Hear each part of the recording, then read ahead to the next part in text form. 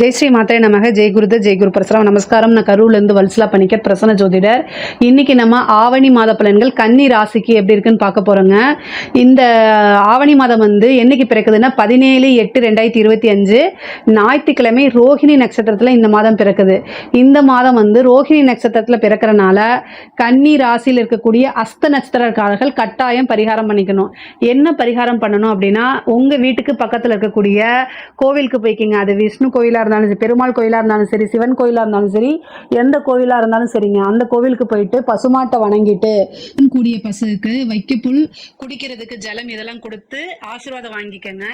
அப்புறம் தானம் கொடுக்கணும். என்ன தானம் கொடுக்கணும் அப்படின்னா, ஒரு சொம்பு எடுத்துட்டு அதுல அதாவது அந்த சொம்பு ஃபுல்லாவே என்னன்னா பால், பசும்பாலை வச்சு அதை தானமா கொடுக்கணும்.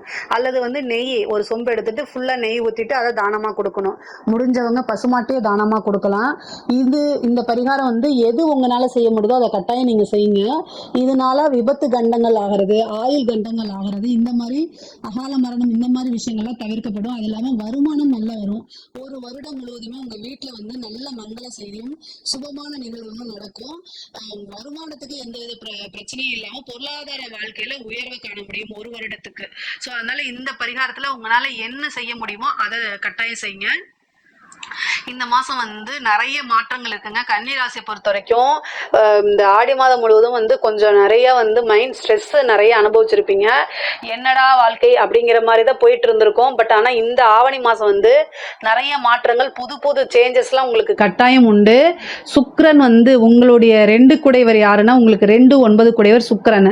அவர் 21ஆம் தேதி 11ஆம் இடத்துக்கு வராது. அதாவது ஆகஸ்ட் 21ஆம் தேதி மிதுனத்திலிருந்து கடகத்துக்கு வராரு. கடகம் உங்களுக்கு 11. தொட்டதெல்லாம் துலங்கும் அப்படிங்கிறது யாருக்கு பொருந்துமோ இல்லையோ கன்னி ராசிக்காரங்களுக்கு கட்டாயம் பொருந்தும். ஸோ சுக்கிரன் 11ஆம் இடத்துக்கு வரதுனால நல்ல லாபங்கள் கட்டாயம் உறுதியாக உண்டு. அதே மாதிரி உங்களுடைய ராசி அதிபதி புதன் சூரியன் கேதுவோட சேர்றாரு. புத ஆதித்ய யோகம், நிபுணத்துவ யோகம் மற்ற மாதங்கள் இல்லாம இந்த மாதம் நல்ல பிரெயின் ஷார்ப்பா இருக்கும். நிறைய புது புது விஷயங்கள் தோணும், புது புது ஐடியாக்கள் வரும். அதை எல்லாமே இம்ப்ளிமெண்ட் பண்ணுங்க, கட்டாயம் உங்களுக்கு சக்சஸ் கிடைக்கும்.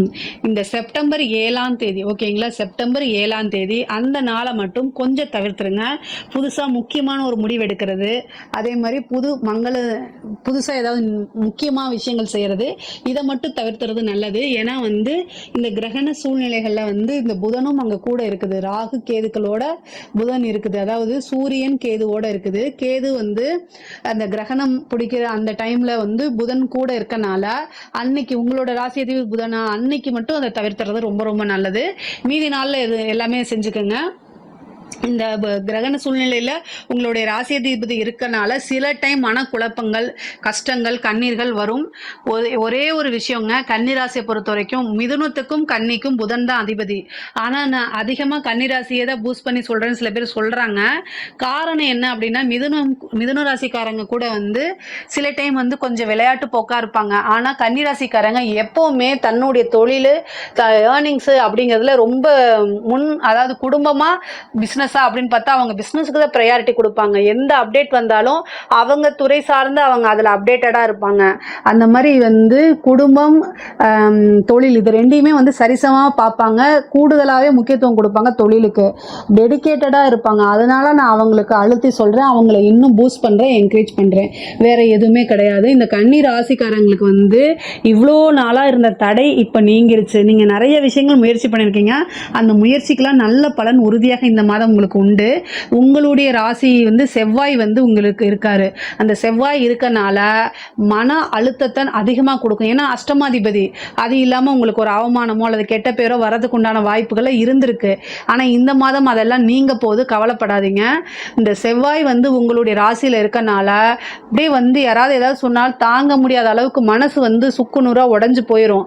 ஆனால் மீண்டும் யார் வரணும்? நீங்க தான் வரணும், வேற யாரும் கிடையாது. உங்களுக்கு சனியோடைய பார்வை வேற உங்க ராசியில இருக்கனால இந்த தீராத குழப்பங்கள் இதெல்லாம் இருக்கு. பெஸ்ட் பரிகாரம் என்னன்னா, கண்ணாடி முன்னாடி நின்று அழுதுருங்க. அதுக்கப்புறம் ஃபேஸ் வாஷ் பண்ணிட்டு வந்துட்டு உங்களை நீங்களே மோட்டிவேட் பண்ணணும். வேற யாரும் இல்லை, உங்களுக்கு நீங்களே சொல்லி அழுது ஆறுதல் தெரிவிக்கணும். அடுத்தது என்ன பண்ணணும்? செல்ஃப் மோட்டிவ் நீங்களே பண்ணிக்கணும். வெளியில் தேடுனீங்கன்னா கட்டாயம் அது பாதகத்தில் தான் முடியும். கன்னிராசியை பொறுத்த வரைக்கும் ஏமாறுறதுல நம்பர் 1 கன்னிராசி. மற்றவங்கள நம்பி நம்பி ஏமாந்துருவாங்க. ஸோ அதனால் கன்னிராசிக்காரங்களே, உங்களுடைய ஆறுதலும், உங்களுக்கு தேவையான அன்பும், உங்களுக்கு தேவையான காதலும் யார்கிட்டையும் எதிர்பார்க்காதீங்க. உங்களுக்கு நீங்களே அன்பை கொடுத்துக்க முடியும், உங்களுக்கு நீங்களே காதலை கொடுத்துக்க முடியும். இது ரொம்ப ரொம்ப பெஸ்ட்டானதாக உங்களுக்கு கொடுக்க முடியும். அதனால் இது பைத்தியக்காரத்தனமாக இருந்தாலும் உங்களுக்கு நீங்கள் எப்போவுமே துரோகம் பண்ண மாட்டீங்க. அதை நல்லா ஞாபகம் வச்சுக்கோங்க. அன்பு வந்து மற்றவங்ககிட்ட இருந்து கிடைக்கிறதுக்கு ஏங்குறது வந்து மனிதனுடைய இயல்பு, இயற்கை. நான் அதை ஒத்துக்கிறேன், இல்லைன்னு சொல்லலை. ஒரே ஒரு விஷயம் மட்டும் நல்லா ஞாபகம் வச்சுக்கோங்க. உங்களுக்கு சனியோடைய பார்வை இருக்கு, அதனால வந்து நிறைய ஏமாந்து போயிடுவீங்க. அது பாவம் இல்லையா? அதனால தான் இவ்வளவு தூரம் அழுத்தி சொல்றேன். ஸோ அதனால ரொம்ப ரொம்ப கவனத்தோட செயல்படுங்க. வேற ஒன்றும் இல்லை. அன்புக்காக ஏங்குறதுல கன்னிராசி ஒருத்தங்க தான். அதனால வந்து ரொம்ப ரொம்ப கவனமாக செயல்பட்டீங்கன்னா ஏமாற்றத்துல இருந்து மிஞ்சிருவீங்க. உங்களுக்கு நீங்களே இந்த உலகத்துல உங்களையே நீங்க நேசிக்கிற மாதிரி வேற யாரும் நேசிப்பாங்கன்னு கண்ணாடி முன்னாடி நின்று கேட்டு பாருங்க. இது எல்லாத்துக்குமே கட்டாயம் பலன் கிடைச்சிடும். தொழில் ரீதியா நிறைய முன்னேற்றம் இருக்கு. தொழில் ரீதியா வந்து வெளிநாடு போறது, அதே மாதிரி ஃபாரின்ல இருந்து நிறைய ஆப்பர்ச்சுனிட்டிஸ் வர்றது, நீங்க ஃபாரின்ல போய் ஒரு பிரான்ச் ஓபன் பண்றது, இந்த மாதிரி அமைப்பெல்லாம் இந்த மாசம் இருக்கு. தொழில புதுசா இன்வெஸ்ட் பண்ணலாமா? தாராளமா பண்ணலாம். ஆனா அதில் நல்ல நாலேஜாக நீங்கள் இருக்கணும். உங்களுடைய வெல்விஷர்கிட்ட கேட்கணும். சம்டைம் வந்து இந்த மாதம் வந்து உங்களுக்கு குழப்பங்கள் வரதுக்கு உண்டான வாய்ப்பு இருக்குது. ஏன்னா சனி வந்து உங்களுடைய ராசியை பார்த்துட்டு இருக்காரு.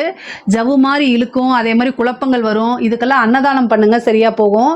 நல்ல பிரிஸ்காக இருங்க. உங்களுக்கு என்ன பிடிக்குதோ அதை சாப்பிடுங்க. இந்த சனிச்சந்திரன் அப்படின்னாலே ஃபுட்டு. ஸோ ஃபுட்டு விஷயத்தில் ரொம்ப கவனமாக இருக்கணும். வயிறு சம்மந்தப்பட்ட பிரச்சனைகள் வரதுக்கு உண்டான வாய்ப்பு இருக்குது. ஒரு சிலருக்குலாம் வந்து அந்த மன இறுக்கமே மழை இறுக்கத்தை கொடுத்துரும். ஸோ அதனால் இதில் கவனமாக இருங்க. ரொம்ப ரொம்ப கவனமாக இருக்கணும். மருத்துவ செலவு கட்டாயம் உண்டு. 6 சனி வந்து உங்களோட ராசியை பார்க்குது.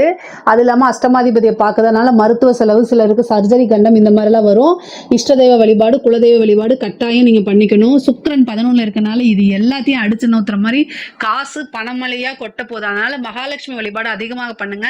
வெள்ளிக்கிழமை கஜலட்சுமி வழிபாடு, மகாலட்சுமி வழிபாடு இதெல்லாம் பண்ணுங்க. எந்த அளவுக்கு பண்ணுறீங்களோ அந்த அளவுக்கு இருக்கும். அதே மாதிரி 12ல் ஆட்சி பெற்ற சூரியன் இருக்கனால படிப்பு ரீதியாகவோ, உத்தியோக ரீதியாகவோ, தொழில் ரீதியாக வெளிநாடு போறதுக்கு உண்டான அமைப்புகள் அதிகமாக இருக்கு. அதே மாதிரி மேரேஜ் ஆகிறதுக்கு உண்டான வாய்ப்பெல்லாம் இருக்கு. இந்த ஆவணி மாதத்தில் இவ்வளோ நாளாக தட்டி போயிட்டு இருந்ததெல்லாம் மேரேஜ் ஆகிறது, சில பேருக்கு வந்து 2வது திருமணம் ஆகிறது, இந்த மாதிரி அமைப்புகள்லாம் இந்த மாதம் அதுக்கு உண்டான நடவடிக்கை. ஒரு சிலருக்கு மேரேஜ் ஆகலாம், ஒரு சிலருக்கு திடீர் மேரேஜ் ஆகலாம். அதே மாதிரி காதல் சம்பந்தப்பட்ட விஷயங்கள் நடக்கிறதுக்கு வாய்ப்பு இருக்கு. பிரிந்தவர்கள் சேர்றதுக்கு உண்டான அமைப்புகள் இருக்கு. உங்களை பிரிஞ்சு போகிறாங்க அப்படின்னா தேவையில்லைன்னு நீங்கள் விட்டுறது தான் ரொம்ப நல்லது. ஏன்னா உங்களுடைய ஒர்த்து தெரியாமல் போகிறாங்கன்னு நீங்கள் உங்கள் மனசை தேத்திக்கணும். 5 சனி வந்து உங்களை காதலில் குறிக்கக்கூடிய சனி வந்து 7ஆம் இடத்துல பாதகஸ்தானத்தில் போய் இருந்து அஷ்டமாதிபதி செவ்வாயோடு இருக்காரு. செவ்வாயோடைய வேலையை ஃபஸ்ட்டு வெட்டி விடுறது தான். அது மட்டும் இல்லாமல் காதலை குறிக்கக்கூடிய கிரகம் புதன், அவர் போய் கேதுவோடு சேர்றாரு. இன்னும் அதாவது காதல் ரீதியாக நிறைய ஏமாற்றங்களை தான் இந்த மாதிரி சந்திக்கிறதுக்கு உண்டான வாய்ப்பு இருக்குது. அதனால் ரொம்ப கவனமாக இருங்க கன்னிராசிக்காரங்களே. நீங்கள் நல்ல நாலேஜ் ஆனவங்க, நிறைய திறமைசாலிக்காரங்க. திறமைசாலி அப்படிங்கிறதுல நம்பர் 1 நீங்கள் தான். எல்லா விஷயத்துக்குமே வந்து இது ஒருத்தங்க ஒரு விஷயத்தை பற்றி தான் யோசிப்பாங்க. நீங்கள் ஒரு விஷயத்துக்கு வந்து ரைட் சைடில் போனால் என்ன, லெஃப்ட் சைடில் போனான்னு 2 விஷயத்தை யோசிச்சு வச்சுருப்பீங்க.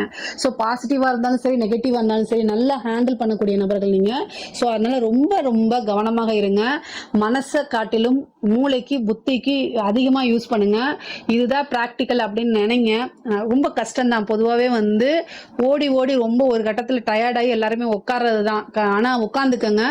அதுக்கப்புறம் தேவையான ரெஸ்ட் எடுத்துக்கங்க. அதுக்கப்புறம் மறுபடியும் ஓட பழகிக்கங்க. இதை தவிர நான் என்ன சொல்கிறதுன்னு தெரியல. ஆனால் உங்களுக்குன்னு ஒரு அதிர்ஷ்ட தெய்வம் இருக்கும் இல்லையா, அந்த தெய்வத்தை வழிபாடு பண்ணுங்க. இந்த தெய்வம் தான் என்னை காப்பாற்றிருக்கு அப்படின்னு நீங்கள் மனசார நம்புவீங்கள, அந்த தெய்வத்தை இறுக்கமாக பிடிச்சிக்கிட்டு ஓடுங்க. கட்டாயம் தெய்வம் உங்களை கைவிடவே விடாது. நீங்கள் எடுத்த காரியங்கள் எல்லாத்துலேயுமே சக்ஸஸ் ஆகும். கன்னிராசியில் இருக்கக்கூடிய பெண்களுக்கு குறிப்பாக இந்த மாதம் நல்ல ஜாக்பாட்டு. நீங்கள் விரும்பின விஷயங்கள் எல்லாமே நடக்க போகுது.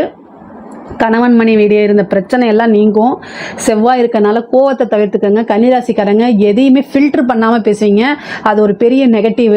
தயவு செய்து சொல்கிறேன், பேச்சில் வந்து ரொம்ப நிதானமாக நிறுத்தி எல்லா விஷயங்களையும் ஹேண்டில் பண்ணிங்கன்னா சக்ஸஸ் உங்களுக்கு தான். ஆடை ஆபரண சேர்க்கை இருக்குது. குடும்பத்தில் நல்ல ஆதரவுகள் கிடைக்கும். குடும்ப நபர்கள் உங்களை பாராட்டுவாங்க. நீங்கள் எதிர்பார்த்த அங்கீகாரம் கிடைக்கும். உத்தியோகத்தில் இருக்கவங்களுக்குலாம் நல்ல ப்ரொமோஷன், நிறைய வருமானம்.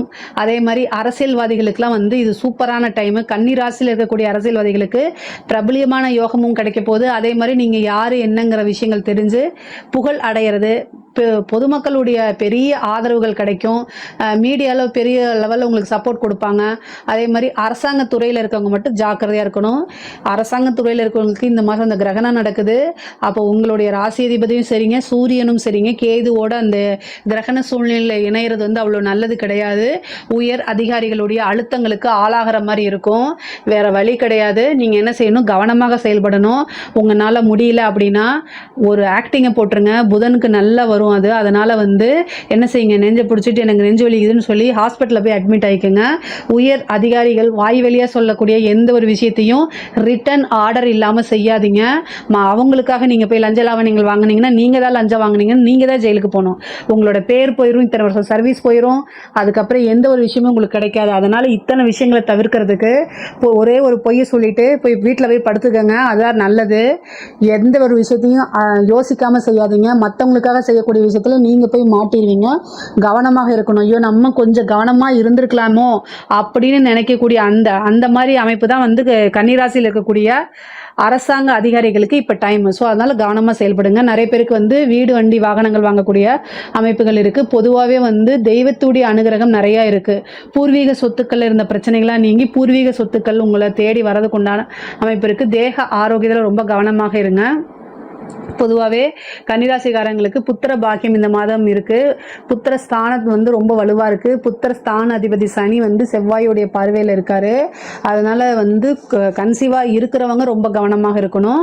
புத்திர பாக்கியமும் கிடைக்கும். குரு பலமும் உங்க ராசிக்கு இருக்கு. குரு வந்து 2ஆம் இடத்தை பார்க்குறாரு. அதனால நல்ல வருமானம் வரக்கூடிய மாதமாக தான் இந்த மாதம் இருக்கு. பொருளாதார ரீதியாக நிறைய உயர்வுகள் இருக்கு. படிக்கக்கூடிய குழந்தைங்களுக்கு படிப்புல நல்ல ஆர்வம், அதே மாதிரி போட்டித் தேர்வுகளில் வெற்றி அடைகிறது, இந்த மாதிரி இருக்கு. நிறைய புது புது விஷயங்களில் கலந்துக்கிட்டு ப்ரைஸ் வாங்குறது, அவார்ட் வாங்குறது, அந்த மாதிரி அமைப்புகள் இருக்குது. கலைத்துறை சம்மந்தப்பட்டவங்களுக்குலாம் இது சூப்பரான டைமு. மிகப்பெரிய லெவலில் ஃபேமஸ் ஆகிறது, பெரிய பெரிய அவார்ட் கிடைக்கிறது, நிறைய காசு பணம் சம்பாதிக்கிறது, ஒரே நாளில் ஃபேமஸ் ஆகுறதுன்னு சொல்லுவோம்ல, வீடியோ வைரல் ஆகி நீங்கள் யார் என்னன்னு மக்களுக்கு தெரியப்படுத்தும். அது மூலிமா ஒரு அங்கீகாரம் கிடைக்கும். அது மூலிமா உங்களுடைய வளர்ச்சி பெரிய லெவலில் இருக்குங்க. கலைத்துறைங்களுக்குலாம் ரொம்ப ரொம்ப சூப்பராக இருக்குது. இது பொதுவாகவே பொருளாதார ரீதியாகவும் நல்ல மன ரீதியாகவும் ரொம்ப ரொம்ப நல்லா இருக்குது. நான் சொன்ன விஷயங்களை கொஞ்சம் கன்சிடர் பண்ணி நீங்கள் நடந்துக்கிட்டாலே இந்த மாதம் சூப்பர் ஜாக்பாட்டு தான் உங்களுக்கு. இதில் ஏதாவது சந்தேகங்கள் இருக்குது அப்படின்னா கமெண்ட்ஸில் கேளுங்க, நான் கண்டிப்பாக ஆன்சர் பண்ணுறேன். நம்மளுடைய சேனலை லைக் பண்ணுங்கள், ஷேர் பண்ணுங்கள், சப்ஸ்கிரைப் பண்ணுங்கள். நன்றி, வணக்கம்.